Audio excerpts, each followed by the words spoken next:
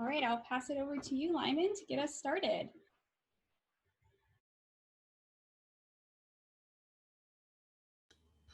Great. Well, again, welcome everybody. Thank you all for joining us. We are very excited to see all of your faces, new and let's see, what's the word for not new, but new and well-loved, and just glad that you're here. Thank you especially, well, my name is Lyman Hollins. I am the board president of Family Paths. I'm also a former clinician at Family Paths and a person who has deep ties to the organization and is very excited to be here. I wanted to, and I'll be emceeing tonight. And in that role, I want to first thank our premier sponsor, Bridge Bank, who has been a very strong and dedicated supporter of Family Paths for a long time, and we deeply appreciate them. I also want to mention our sponsors, Kaiser Permanente and Blithedale's Business Products. Again, much thanks to them for supporting us and supporting the work that we do. We hope that you'll be inspired by what you hear tonight, and we want to make sure that you have your chat feature open on your computer screen, just taking care of a little bit of the business here, because throughout the event, you will see other ways to give to Family Paths. So please just kind of take a look at that. So also, I want to remind you that we're going to stay muted when you're not speaking directly to the group. And that's just to keep the lines open so that our presenters and speakers have an opportunity to speak to you all. And there will be an opportunity for people to speak amongst each other in a bit, because we'll open up some breakout rooms to allow you to unmute and connect with each other and network. So I will introduce, we are excited to have three outstanding women leaders join us tonight. And I'm going to introduce our first presenter, Dale Marie Golden, right, who's already glowing. We can already see this. Can feel it through the screen. She is vice president and private banker at Bridge Bank. She is a local philanthropist, community leader, and banker extraordinaire, specializing in business and nonprofit banking. She is an award winner of the Trailblazer Award by the East Bay Women in Business, also from the Oakland Chamber of Commerce, and the Making Democracy Work Award from the League of Women Voters, and has been named one of the East Bay Women in Business's eight most powerful women in the East Bay for her work with nonprofits and small businesses. She's also received 2 congressional awards from Barbara Lee for her work with Covenant House, helping our homeless foster youth. Recently, she received the Ann Waddell Business Leader Award from the Oakland Parks and Rec Foundation. She currently serves on the boards of the Oakland Ballet and Oakland Teen Empowerment, and advises several other nonprofits in Oakland regarding fundraising and board development. She's a proud mother and a devoted nana to her 2-year-old Chance, and a loving wife to Mac Daddy. There we go. Let's give a warm welcome to Dale Marie Golden. Golden like your money.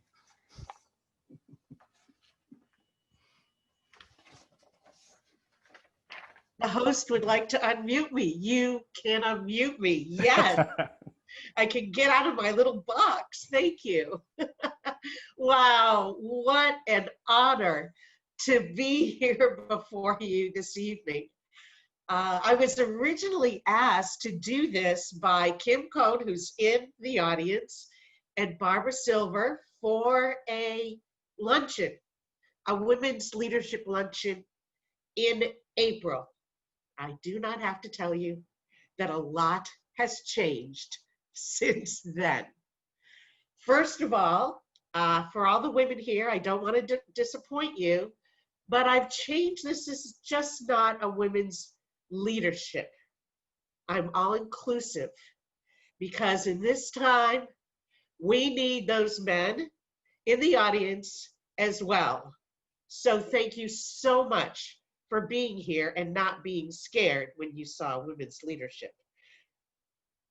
This is something that being here, I see from last night, this morning at 7 a.m.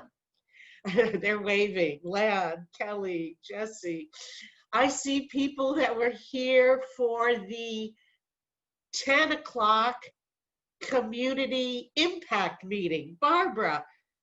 So these, who you are with right here, we are the leaders of this community. We're living in the midst of really a crisis on a major scale with our climate, with our health, with our finances, matter of fact, with even the air we breathe, as you can tell that with my nasal talking, okay? We can really no longer turn a blind eye to the disparities due to our sexual preference or identity or the color of our skin. Our families are feeling the effect of all of these issues, mostly our children. And that is why I am here before you today to think about your own leadership in this community. Leadership comes in many forms. Experts have told us about many styles of leadership, but the two that concern me the most are the ones that I need from you today. Firstly, I believe in the one that I operate from, and that's leadership from initiative.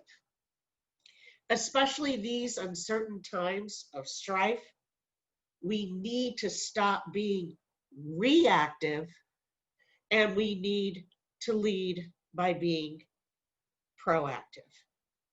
I can give you just a simple little example in my own banking world.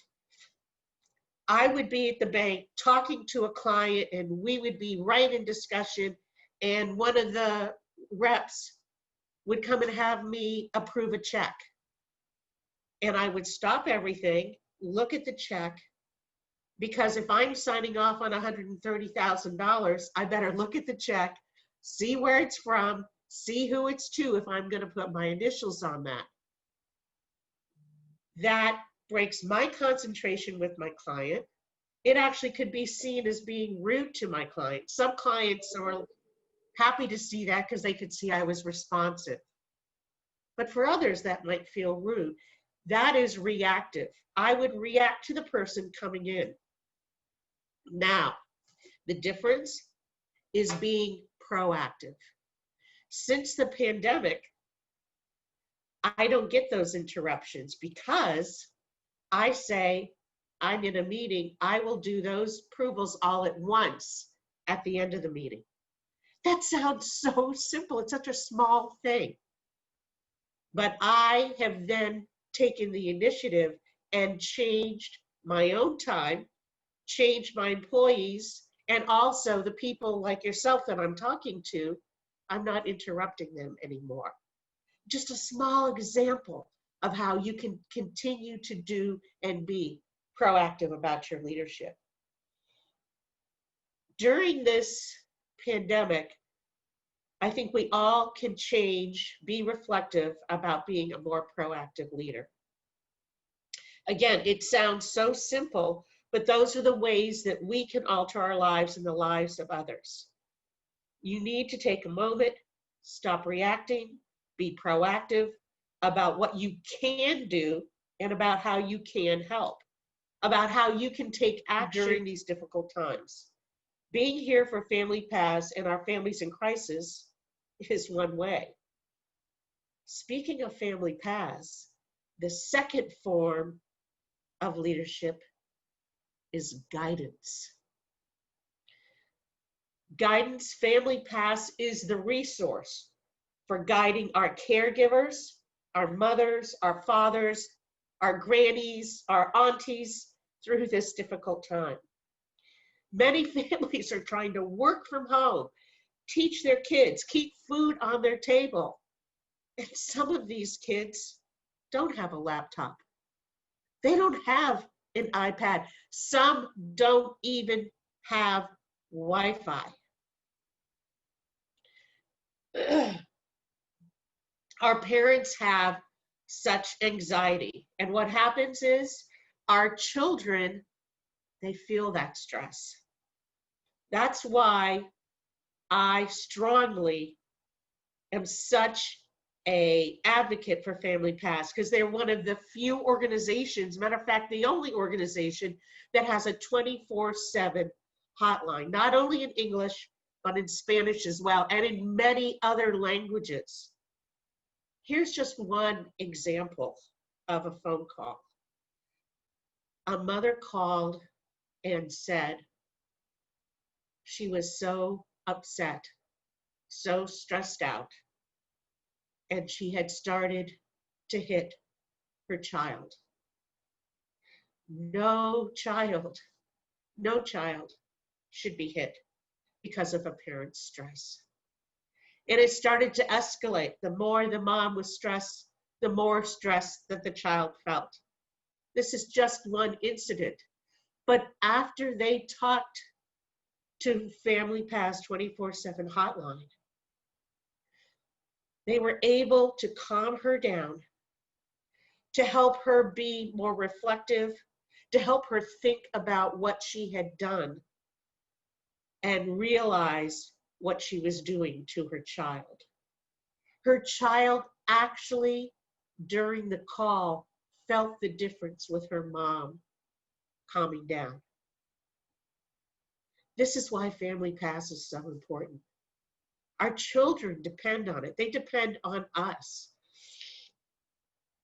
There's so many ways that we can give back, and so many wonderful nonprofits right here in our own area. And so I'm appealing to all of you to be proactive for Family Pass and to recognize some of the other leaders that are in this room. We have executive directors from about 10 different nonprofits here. We've got Archie from Destiny Arts, Jennifer Lyle from Missy. Missy is motivating, inspiring, supporting sexually exploited youth. We have the Oakland Ballet, the artistic genius, Graham, here this evening. We have Catherine White from the Oakland Symphony. We have Abby from Axis Dance. We have East Bay Community Fund. We have Erin Patch here from Unity Council and Oakland Animal Services. We have Marissa from Meals on Wheels. We have Heather from the Oakland Parks and Rec. We have Blaze from the Society of St. Vincent de Paul. We have Mark from Swords to Plowshares. We have Bella from Contra Costa Family Justice Center. Do you understand that there are so many ways for you to make a difference? Because really, now is the time. These are all guiding leaders in our community. And some people might say, oh, Dale Marie, you come from a place of privilege. But some of you don't know. I have been a single mom. I've had my electricity shut off. Yes, I've gone down to International with cash and gone into that grocery store and had them turn back on my electricity. I've ruined my credit to survive as a single mom with 2 little girls. Many thought today that I should talk to you about finances, being a banker. And I enjoy doing that. I enjoy talking to women about establishing credit, but that's not why I'm here today. I'm here to tell you that the richness that you will get out of your life is by leading, by giving back. And that's why we're here. Our children depend on it. We can't give up on them. We can't. So please, thank you to all the staff here, for Margot and Angela, for working so hard, for Barbara. You have all been amazing. And to all the nonprofit leaders here, all the board members, people like Cecilia who audit nonprofit, every person here cares. Thank you. I'm depending on you. I appreciate your time because, you know, as I sign off every day, we're in this together.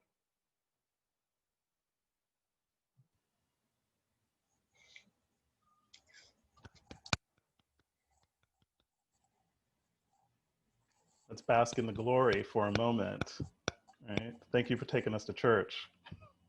Thank you. I deeply appreciate your words, and it's funny that at a leadership conference, how often we forget what leaders look like and sound like, and what true leaders inspire us to do. And your words and your spirit, you know, took me to that level, right? In recent times, I'm reminded of the visual while protesters were in front of the White House of the lights going out in the White House. The image of America in need, and literally the lights were out. And it reminded me of what you were saying about, you know, sitting at a table and making choices as a leader, is that we don't need our leaders to have all the answers, but we need them to be at the table with us in those uncomfortable times. And we need them to sit with us in the difficulty and still stand there and say, we are still moving forward. There is work to do. And we're going to figure that out together. Just as you said, we have so much talent in this room tonight, right? We're going to take a moment and actually be able to break apart and share some of this knowledge and unmute people so that people can actually speak their truths. And we're going to take about 10 minutes and allow people to go out into breakout rooms. We're going to break you into breakout rooms, so you will have to do nothing except click a button in a moment. And you can reflect on Dale Marie's talk and spirit and her words and her spirit, or whatever that brings up for you. So I'm going to hand that over to our facilitators to make that happen. Okay, and at that point, you'll be able to unmute yourselves on the website. That's also another way that you can give. And please notice that there is a link that has been up and will probably pop up again in the chat room, in the chat boxes. Or you can just send us a check to Family Paths. I know we're in the middle of a pandemic and things of that nature, but we will still receive your check. We're still more than happy to do that. And we're going to take this opportunity to kind of let you know more about us and to have a different voice speak. And so someone to share about our parent education programming and how we needed to pivot during this time, but you know, to continue our classes, but also to expand our classes. This time has also been a time of opportunity. And we have tried to embrace that. And in this time where people need more support, when people are looking for more support, we're finding ways to reach out further. And so I'm going to introduce you to our program manager, Juli Rositas, and I'm going to pass you off to her. Hi, everyone. Thank you so much for coming and for having me. And I'm going to be sharing my screen, and I'm going to run you through our story of how we went and how we transitioned to the virtual learning world. So I'm going to share my screen with you.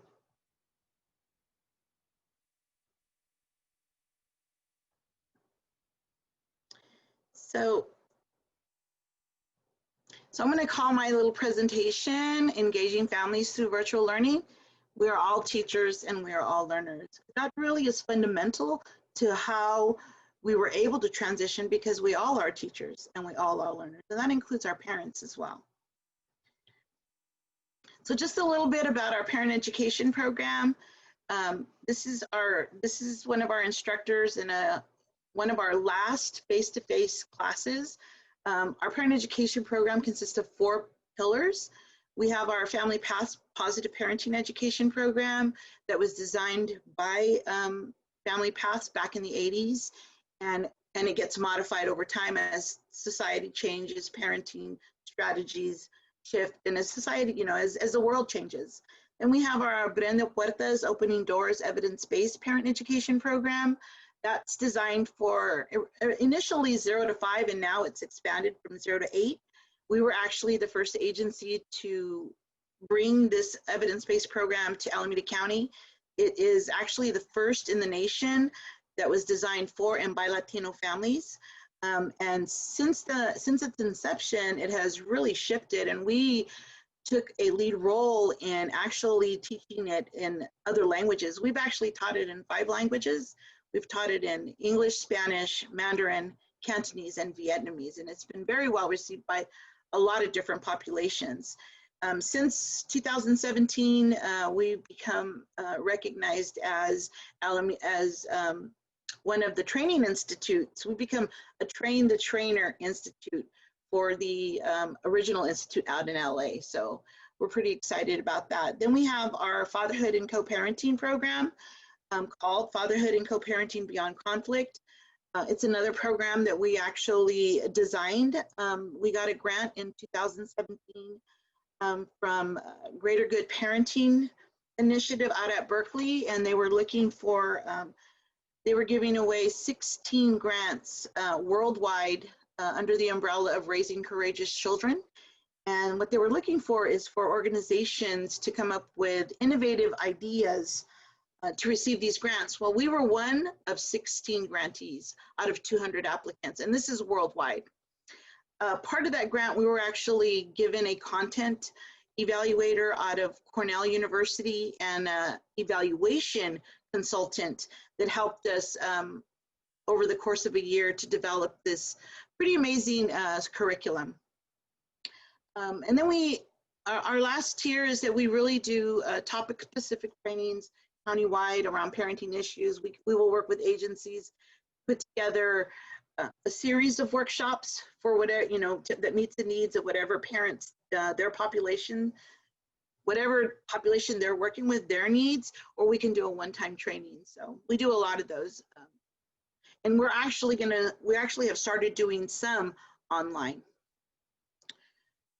All the classes though, we are doing online. And I'm going to talk a little bit about how we transitioned. So that same instructor who was part of one of our last face-to-face, this is him in our online environment. I'm going to just share a little bit about how we transitioned. One of the things we did, we had a very short amount of time, and just want to give a shout out. I have a really amazing team, Family Paths admin support. Everybody in here really was a part of how we were able to do this. Immediately as a team, we started examining our platforms. Once we realized that a lot of parents out there were having to help their children, and laptops were being provided for a lot of families out there, and they were becoming very familiar with Zoom, we decided to use the Zoom platform. We really took some time to examine all its options, because that would be the way we would be able to adapt our curriculum to the online environment. Once we did that, you know, we took each session at a time, started moving things, creating interactive activities based on the options available in Zoom. And then we really did a lot of adapting in including children when appropriate, because some topics are really designed for parents only, but a lot of topics we were able to integrate activities and include the children, which was super helpful. Parents really enjoyed that. And then, believe it or not, 3 weeks later, from the time we went into shelter in place, we launched 2 series. We launched a parent education a series of 12 weeks, and we launched our Abriendo Puertas Opening Door series as well. And believe it or not, we had 28 enrolled in our Abriendo Puertas and 19 enrolled in our Family Past Parent Education class, which was amazing. Actually, that was the highest enrollment we've ever seen in our Abriendo Puertas Opening Door series at the very beginning. So what do we really learn? One of the things that we learned is that to be successful, we really had to balance nurture and structure, which are parenting terms, but we really had to nurture and build community and balance that with some clear expectation and boundaries. So what did that look like?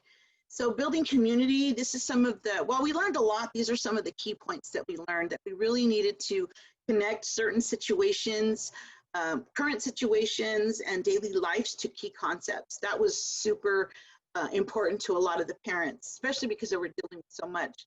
We needed to share our own experiences as facilitators. All of my facilitators are parents, fathers in particular, and sharing with them really helped to build some of that community, adding that extra layer, given that we didn't have the opportunity to be face-to-face. So that was really important, being present and authentic, and really sharing our authentic self. And that sometimes meant sharing some of our personality. Each one of my facilitators have something very unique about them. I have one facilitator who's really amazing about when things get tough in the online environment, he can be humorous. I have another one who has an amazing way of drawing people back in when things get a little scattered. I have another one who just knows how to say, let's breathe, and that's what they do. So that's really important. Engaging parent feedback, another key element. Really asking them in this process, how did that go for you? How was learning in the online environment? What advice, what recommendations do you have? And really appreciate their differences when they didn't feel this was going to work for them. And then the bottom line, to really treat parents as co-creators of knowledge in this environment. That was super helpful, especially when we first started doing this, really engaging them and really talking about spending the last 5 minutes of every class and really engaging in what their experience was. So that's how we nurtured community. And then how did we nurture? I mean, built-in structure. The main things that we realized was we really needed at the very beginning of every series, really introduce the learning environment and all its different options. We took some time. Our first series, we didn't realize we needed to take, while we did introduce it, we really didn't take enough time.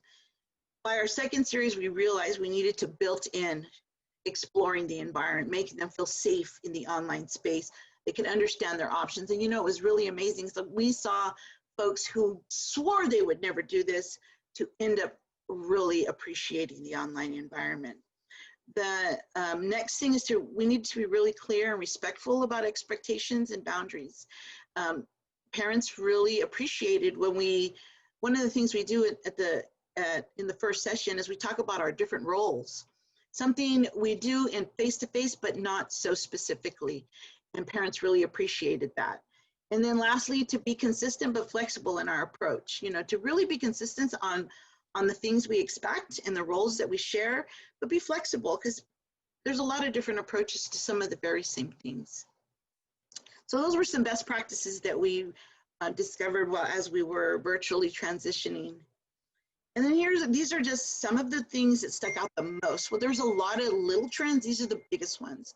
Parents really appreciated the convenience of virtual learning. Once they became adept to the environment and felt comfortable and didn't have to drive, it really worked to relieve some of their stress.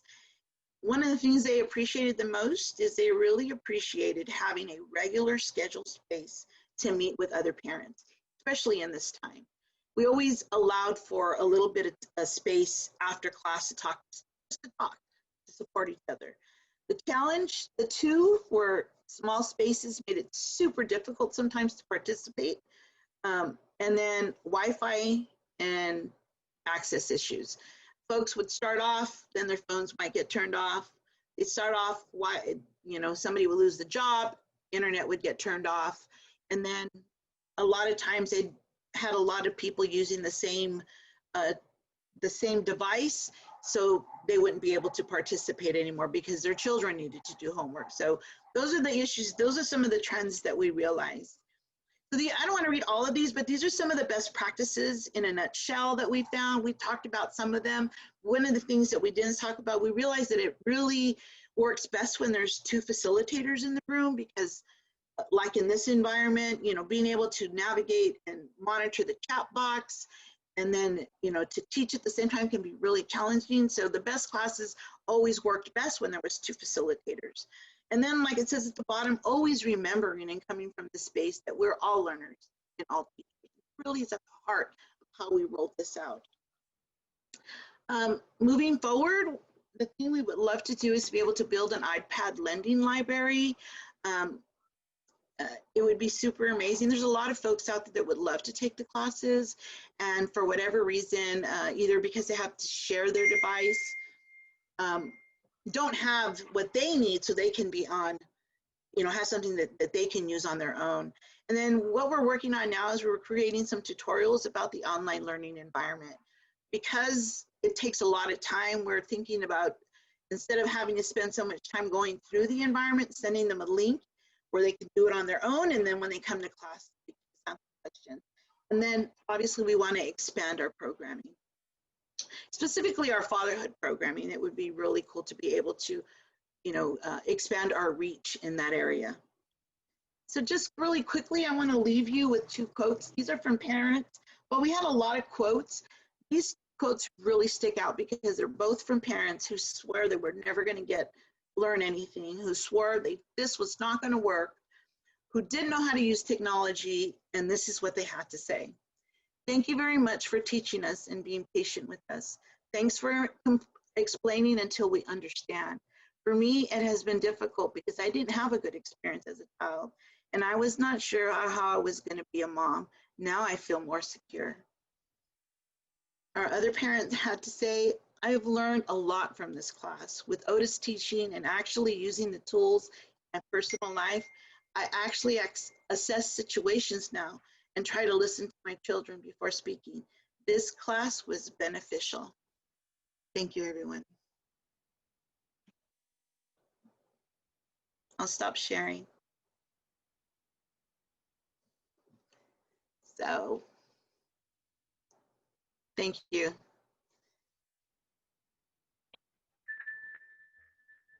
Thank you, Julie. Barbara? You need to unmute me. You are now Hey. unmuted. Oh, okay. Thank you, Margaret. Can you hear me now? Yes, great. Thank you, Julie. First of all, I just want to introduce myself to everybody. I'm Barbara Silver. I'm the Executive Director at Family Paths. I've been with the agency for 22 years. I started as a clinician and have had a variety of roles. I see the light is coming in weird ways. I just want to thank you all for being here. Thank you, Dale Marie, for your inspiring talk, and Julie for showcasing the amazing work that's being done in our parenting classes, especially during this really stressful time. And Margot, maybe you could just show the screen again about ways to give, because as Julie said, there's a lot of parents, as we all know, who are super stressed right now, and we are trying to meet all their needs. We have these amazing teachers. They're really rock stars. They're celebrities in their communities, and they are doing amazing work. So if you're at all inspired by what Julie was talking about, there's different levels of giving. Any level of giving we are grateful for, but you can take a look that, you know, different levels of your donation really do make a difference. We have amazing fatherhood class that has been super successful. Dads are often really overlooked in the parenting paradigm. And so we've done a lot to really reach out to male caregivers and really support them, and it's going amazingly well. So I just want to thank Julie for all of her work, and everything that you do to support the team. It really does make a difference. I know you had told me, I think I just overheard you say this not too long ago, that a parent was sitting in their car to take the class because that was the only place they had privacy. But they were so committed to being in the class that they were going to do it no matter what. So that really spoke to me that these classes are really making a huge difference. So let's see. So I am going to introduce now, as we transition to the next part of our programming, about our Honorary Chairwoman Award. And I am so pleased to have with us Courtney Ruby, Oakland's City Auditor, to present the Honorary Chairwoman Award to CJ Hirschfield. And I just want to introduce Courtney to those of you who don't know her. And the Honorary Chairwoman Award, just to give you a little context about this, is presented to an outstanding women leaders who go to extraordinary efforts to serve their communities through their commitment to Family Paths advocacy and beyond. The first recipient of this award that Family Paths awarded to was Courtney at our WLL Women's Leadership Luncheon in 2015. Courtney, prior to becoming Oakland's elected city auditor, spent almost a year in Ghana, Africa, creating an independent educational support system for children and their families, in addition to providing capacity building for a national NGO. She's been an executive in governmental and political organizations for over 20 years. In 2014, her office was honored with a national award for its work. Courtney was named one of the most influential professionals in government auditing. She's dedicated her life to the service of others, creating organizational change and ensuring organizations manage their financial resources effectively. I'm so pleased to welcome Courtney Ruby. Thank you. Thank you so much, Barbara. It is such an honor to be with you all this evening, and my heart is with Family Paths. This is such an important organization to me, and I just want to give a shout out to Dale Marie. You hit it out of the park. You are heart, you are love, you are connection. Thank you so much, Julie, and to all the Family Paths staff. I, at the deepest level, have the greatest admiration. You are on the front lines, supporting parents and making a difference when sometimes there's no one else that can support them, that is able to support them, and you are a lifeline. And I'll talk about that a little bit in a second. So as Barbara said, I am the elected city auditor of Oakland, so I'm Oakland's watchdog. But this is the real work. This is the hard work to be here and represent Family Paths. And before I move on a little further, just want to remind everybody to not only reach into your hearts, but to really donate. And I know we've continued to provide opportunities on the chat line to show you how to do that. But this is an organization that needs your support so that it can serve more and more families that don't have any other support out there. And this is Family Path stands in that gap. So please donate generously.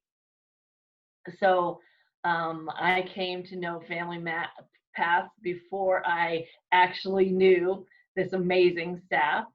In 2011, I began the path of adopting two incredible boys from foster care, Robert and Giovanni. And I'd never been a parent before. And I am single. I'm a single mom. And if you can imagine, and a career woman. So when these two loving beings came into my life and into my home at age 2 and 3, it was a little bit disarming to really understand how to manage that kind of stress and intensity of parenting traumatized children. And we go back to things we've learned in the past, and we don't know any different. So I came upon the Family Paths hotline in a moment of crisis to say, I need help. You know, how do I stabilize in the midst of this to be everything I can be? to these amazing boys who are traumatized and acting out.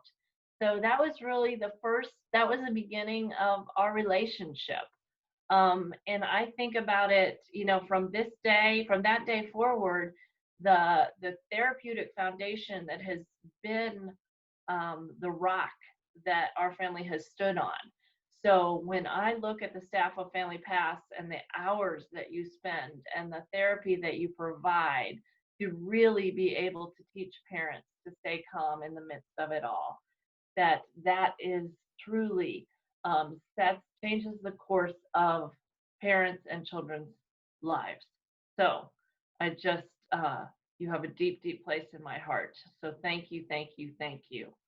I want to talk a little bit now about the day that I adopted the boys formally, because after we left Alameda County Courthouse, we then went to Fairyland to celebrate our adoption. And why would we go to Fairyland except to be with our fairy godmother, CJ Hirschfield?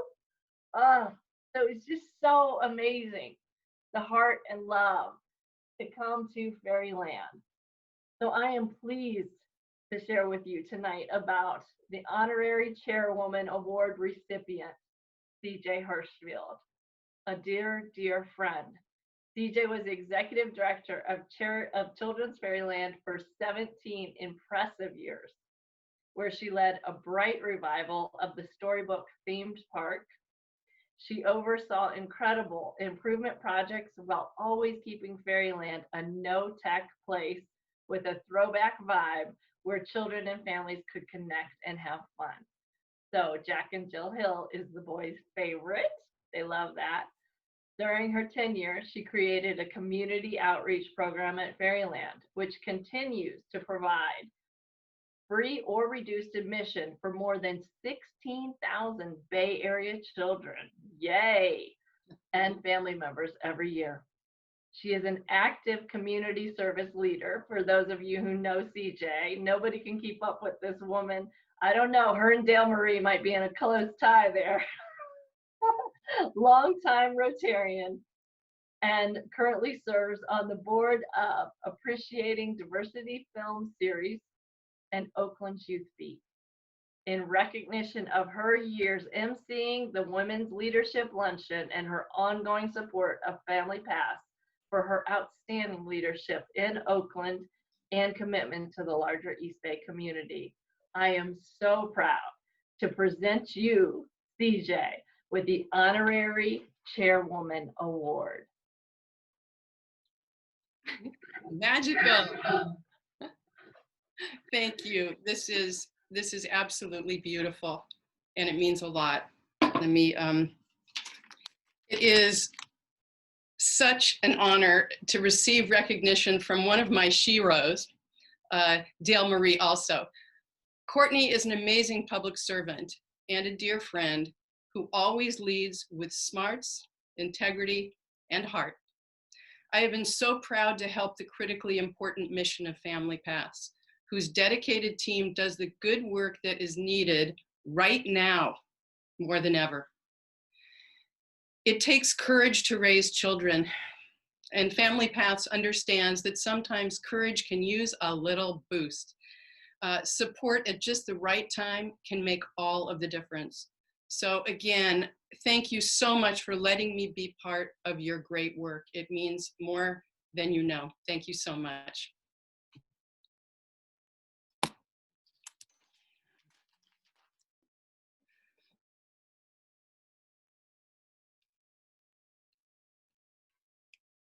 Thank you so much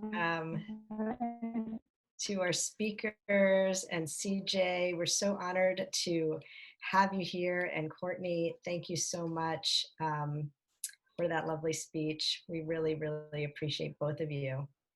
And I think Dale Marie, you're back on for raffle time. Oh my goodness, we have winners. I'm so excited. Okay, what's the first prize, Margot? Tell us. Okay, the first prize that we're going to raffle off is going to be one of Blithedale's amazing packages. It includes a printer and everything you need to set up your home office, including Post-it notes, Papermate, and all the things that you've been thinking that you should buy prior to working from home. Dale, go ahead. Oh my goodness. And the first winner, it's written in purple. No, it's not me. Is Erica Hilton. Are you here, Erica? Woo! Where's Erica? Wave to us. I believe Erica is here on the other side of the screen. I will unmute you.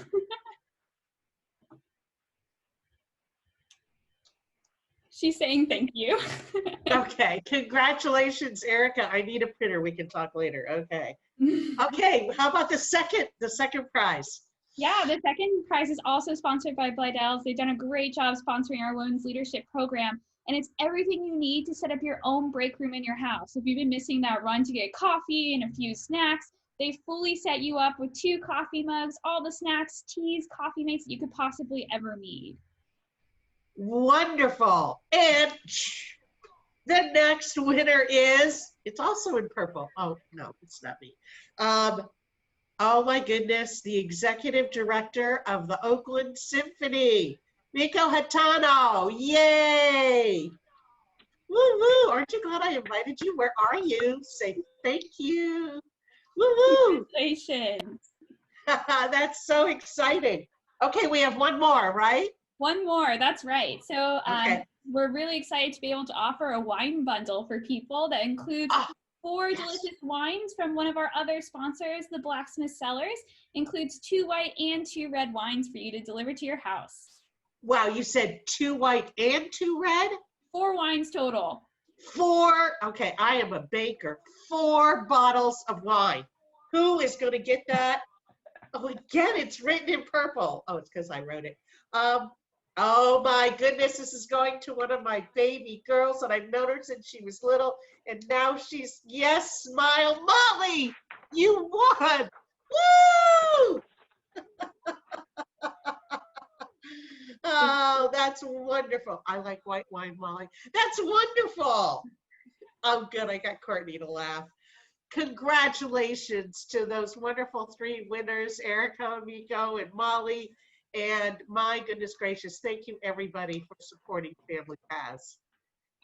Thank you all. That was great. Wonderful coordination of raffle tickets. It was all legit, everybody. Nobody was prioritized there.